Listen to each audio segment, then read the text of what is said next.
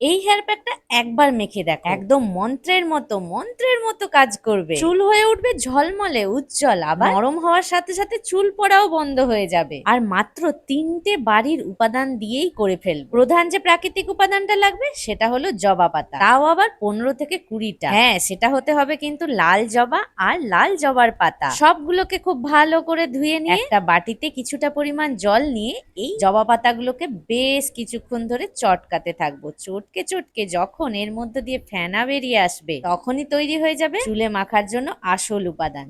এর মধ্যে আর লাগবে নারকেল তেল, সেটা 2 চামচ। আর যে উপাদানটা লাগবে সেটা হলো বেসন, আর বেসনটা লাগবে মাত্র 3 চামচ। যারা এই ভিডিওটা আজকে প্রথম দেখছো আর যারা এখনো পর্যন্ত আমার চ্যানেলটাকে সাবস্ক্রাইব করোনি, এক্ষুনি সাবস্ক্রাইব করে রাখো। কেন কি ঘরোয়া এরকম সুন্দর সুন্দর টিপস আমি প্রায়ই দিয়ে থাকি, যেটায় না আছে খরচা, না আছে কেমিক্যাল মেশানো। সবগুলোকে খুব ভালো করে মিক্স করে দিলাম। দেখে মনে হচ্ছে পকোড়া ভাজতে যাবো। একটু মজা তোমাদের সাথে করে নিলাম। মেন ব্যাপার হলো প্রথমে খুব ভালো করে স্কাল্পে আমাদের লাগিয়ে নিতে হবে, তারপরে চুলের লেন্থে এরকম টেনে টেনে লাগাতে হবে।